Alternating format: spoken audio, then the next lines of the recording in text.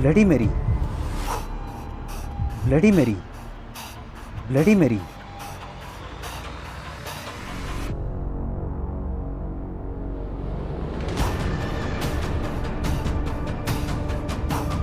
मोमबत्ती की पीली धुंधली रोशनी पूरे कमरे में फैली हुई थी।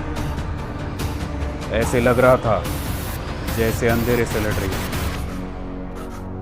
मैं अपने बेड पर बैठकर मोबाइल में अपनी कहानी का नोटिफिकेशन चेक कर रहा था। वो आईने के सामने आराम कुर्सी में बैठी हुई थी। उसके हाथ में कुछ था जिसे सहलाते हुए वो आराम कुर्सी पर बैठे बैठे बोली, तुम्हें क्या लगता है रात के 2:30 से 3:30 के समय हाथ में अगर मोमबत्ती लेकर ब्लडी मेरी, ब्लडी मेरी, ब्लडी मेरी ये नाम अगर पुकारा जाए तो सच में ब्लडी मेरी आती है? जैसे ही मैंने उसकी बातें सुनी तो मोबाइल में उस कहानी के पेजेस स्क्रॉल करते हुए मैंने कहा, पता नहीं, पर रोज व्हाट्सएप पे और फेसबुक पे उसके बारे में बहुत कुछ पढ़ा है और इस लेखक ने भी तो बहुत कुछ ऐसा लिखा हुआ है, इसलिए सोचा क्यों ना इसे आजमाया जाए, बस इसलिए ट्राई करके देखा। मैंने मोबाइल में झांकते हुए ही उसे जवाब दिया तो वह हंस पड़ी और हंसते हंसते उसने कहा, पागल हो तुम बिल्कुल, ऐसा कुछ किया मत करो, लोग पागल समझेंगे तुम्हें। हाँ, शायद तुम ठीक ही कह रही हो। ऐसा कहकर मैंने अपना मोबाइल बाजू में रख दिया। चलो अब सो जाओ, मुझे भी बहुत देर हो रही है, शायद मुझे अब चलना चाहिए। ये कहते हुए वो चेयर से उठकर मेरे बेड के पास आकर खड़ी हो गई। जैसे ही मैंने उसकी तरफ देखा तो मेरा कलेजा कांपने लगा। मेरी आंखें मानो फटी की फटी रह गई। गरजती बिजलियों की रोशनी में उसकी सड़ी हुई घिनौनी शक्ल देखकर मेरे रोंगटे खड़े हो गए। मैं डर के मारे चिल्लाने ही वाला था, उतने में बहुत जोर से आवाज हुई और मैं नींद से जग गया। कलेजा जोर जोर से धड़क रहा था। पूरा शरीर डर के मारे पसीना पसीना हो चुका था। बाप रे, कितना भयानक सपना था। डर पूरे शरीर में जहर की तरह फैला। धड़कते हुए कलेजे के साथ मैं लाचार होकर बेड पर बैठा हुआ था। चारों ओर देखा तो लाइट्स बंद थी। दरअसल सोने से पहले मैं नहीं बंद करती थी, पर मोमबत्ती की पीली धुंधली रोशनी चारों ओर फैली हुई थी। खिड़की के पर्दे और मोमबत्ती के जोत एक साथ झूल रहे थे।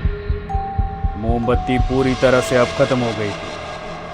उसकी अब सिर्फ बात ही बची हुई थी। वो अब किसी भी समय बुझ सकती थी। उस मोमबत्ती के रोशनी में आईने के टूटे हुए टुकड़े चमक रहे थे। शायद वो आवाज आईने के टूटने की थी। ये सोचकर मेरा शरीर कपकपाने लगा था। अचानक मेरे मन में ख्याल आया, ब्लडी मेरी। कुछ देर पहले आईने के सामने 3 बार ब्लडी मेरी का नाम पुकारा था, तो क्या वाकई ब्लडी मेरी आई थी सपने में? ऐसा सोचते ही कलेजा कपकपाने लगा।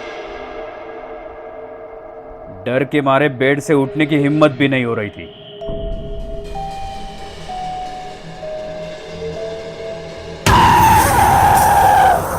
क्योंकि अगर किसी ने बेड के नीचे से मेरे पैर पकड़ लिए और अंदर खींच लिया तो, पर उठना तो पड़ेगा ही, क्योंकि मोमबत्ती कभी भी बुझ सकती है। और अगर ऐसा हुआ तो पूरे कमरे में खौफनाक अंधेरा छा जाएगा। और फिर ये सोच के ही मेरा माथा पसीना पसीना हो गया था। मैं बेड से उठकर लाइट्स ऑन करने के लिए बढ़ने लगा। खुद के घर में यूं चोरों की तरह आगे बढ़ रहा था। आखिर गलती तो मेरी ही थी। मुझे ही भूत बुलाने के शौक चढ़े थे। सामने के दीवार पर घड़ी में अब 3:20 AM हो चुके थे।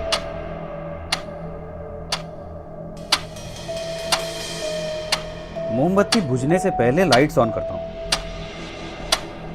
क्या लाइट चली गई?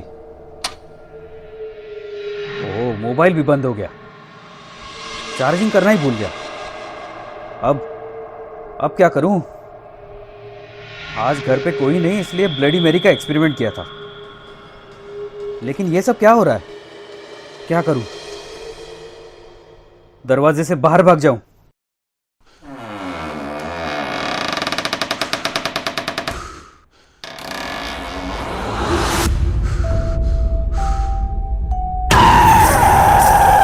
नहीं, अगर वो दरवाजे के बाहर हुई तो? ओ माय गॉड, नहीं।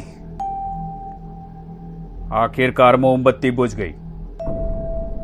चारों ओर अंधेरे ने कब्जा कर लिया। चारों ओर सिर्फ और सिर्फ काला गहरा अंधेरा था। सिर्फ घड़ी के सेकंड की आवाज चारों ओर घूम रही थी।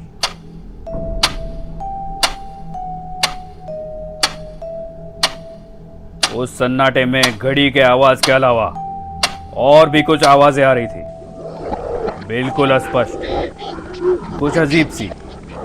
मेरे पीछे से मुझे कुछ आवाजें आ रही थी। मैं सुन नहीं पा रहा था, लेकिन कुछ आवाजें जरूर थी। कान के पीछे ठंड महसूस हो रही थी और कुछ अजीब शब्द अब स्पष्ट हो रहे थे, और भी स्पष्ट हो रहे थे। आईना तो टूट गया, अब मैं वापस कैसे जाऊं?